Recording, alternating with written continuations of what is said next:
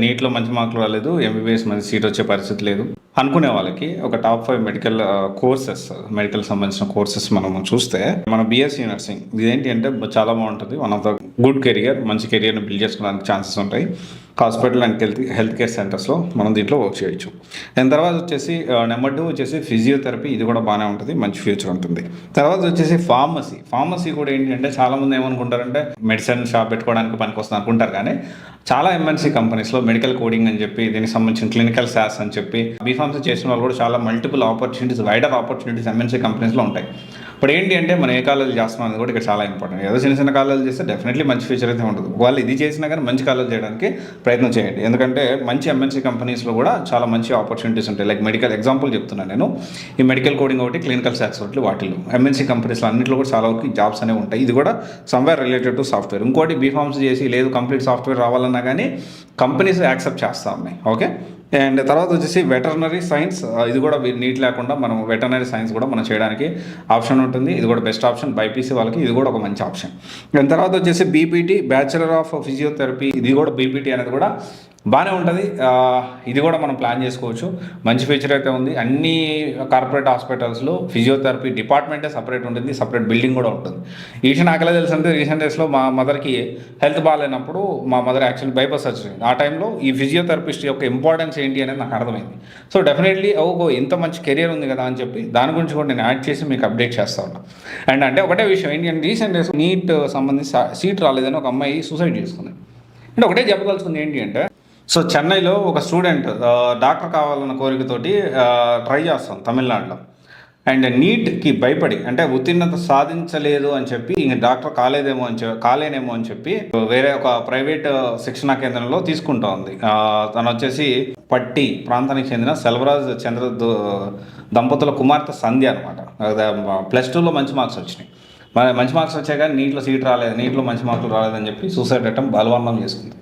అంటే నేను ఇప్పుడు ఏం చెప్పదలుచుకున్నానంటే, ఫస్ట్ ఆఫ్ ఆల్ పేరెంట్స్ 200% తప్పు. ఇప్పుడు నేను ఎంత డబ్బులు ఖర్చు పెట్టా, నువ్వు ఖచ్చితంగా చదవాల్సిందే. నేను ఇంత డబ్బులు ఖర్చు పెట్టా, నువ్వు ఖచ్చితంగా చదవాల్సిందే. లేకపోతే నేను ఇంత డబ్బులు పెట్టాను, అంత డబ్బులు పెట్టి ఏమైనా ఇన్వెస్ట్మెంట్ చేస్తున్నారు పిల్లల మీద.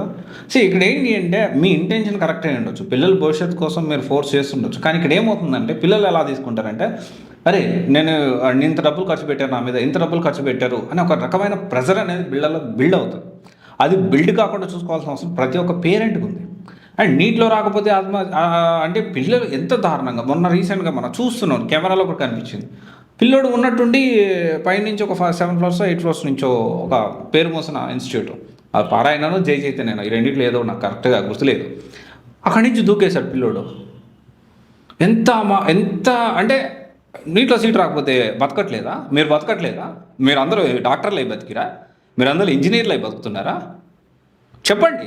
మీరు కూడా బతుకుతున్నారు కదా. ఎవరైతే ఈ విధంగా ఫోర్స్ చేసే తల్లిదండ్రులు మేబీ కొంత కష్టపడుతున్నారేమో, అట్లీస్ట్ బతుకుతున్నారు కదా, జీవితం అయితే ఉంది కదా. ఆ జీవితమే లేకుండా చేసేలాగా మీరు ఇండైరెక్ట్గా మీ ఫోర్స్ ఎందుకు చేస్తున్నారు?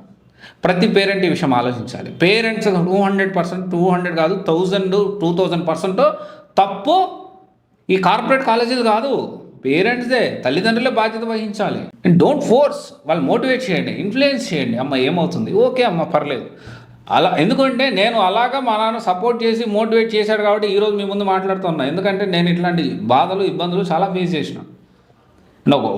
చాలా మెరిట్ స్టూడెంట్ని ఉన్నటువంటి మార్క్స్ తగ్గిపోవడం చాలా పెద్ద స్టోరీ జరిగింది. అండ్ ఎవ్రీ టైం మా పేరెంట్స్ నాకు సపోర్ట్గా నిలబడ్డాడు. ఎస్పెషల్లీ మా నాన్నగారు అయితే ఇంక చెప్పవలేదు. ఆయన బ్లడ్ తీసుకొని నేను పుట్టాను కాబట్టి ఈరోజు నేను ఈ పొజిషన్లో ఉన్నాను, 200% నమ్ముతాను నేను. అండ్ హీ నెవర్ డిమోటివేట్, ఎప్పుడు డిమోటివేట్ చేయడు. నాన్న ఏం కాదు నాన్న, పోనీలే, ఏదైనా పెద్ద మిస్టేక్ చేసినా ఓకే నాన్న పర్వాలేదు, నువ్వు తెలుసుకున్నావు కదా, ఐఎమ్ హ్యాపీ, నువ్వు జాగ్రత్తగా ఉండు చాలు. జనరల్గా ఇది ఒక విషయం అందరితో షేర్ చేసుకోవాలి. చాలామంది ఈ మందుకి సిగరెట్లకి బానిసైతే ఏం చెప్తారు జనరల్గా ఏంటి అంటే, ఇలాంటి వాటికి ఒకవేళ ఎడిక్ట్ అయితే పిల్లలు నువ్వు చేయొద్దు అని చెప్పి దాన్ని బాగా ప్రెజర్ చేసుకోవచ్చు. కానీ మా నాన్న ఏం చేశారంటే, అంటే నేను పూర్తిగా ఎడిక్ట్ అని కాదు, నేను స్మోక్ చేసాను నాకు ఇప్పుడు కాదు. సో ఇప్పుడు నా చాలా హెల్త్ కాన్షియస్, చాలా రన్నింగ్ చేస్తాను, జిమ్ చేస్తాను, అన్నీ చేస్తాను. అప్పుడు అరే నాకు చాలా బాధరా, నా జీవితంలో ఒకే ఒక కోరిక, నువ్వు ఏం అంటే ఎట్లున్నా పర్వాలేదు కానీ ఈ బ్యాడ్ హ్యాబిట్ ఒక్కటి మాత్రం తెలుసుకోమాకయ్యా అని చెప్పాను అన్నాడు. బాధ వేస్తుంది, కళ్ళ మీద నీళ్ళు పెట్టుకునేవాడు. ఎప్పుడన్నా పొరపాటున బై మిస్టేక్ మా నాన్నకు తెలిసిందంటే ఒక 2-3 సార్లు అట్లా చూసి, అండ్ నేను రియలైజ్ అయ్యాను, అరే అట్లీస్ట్ మా నాన్న బాధ పెట్టకుండా ఉండడం కోసమైనా నేను మానేయాలని చెప్పి అప్పుడు మానేశాను. తర్వాత డెసిషన్ తీసుకున్నాను. ఆ తర్వాత ఇప్పుడు నాకు రియలైజ్ ఓహో ఆ రోజు మా నాన్న చేయబట్టే నేను దాన్ని బట్టి ఈరోజు మారడము, మంచిగా హెల్తీ లైఫ్ స్టైల్ నేను లీడ్ చేస్తున్నాను నాకు అర్థమైంది.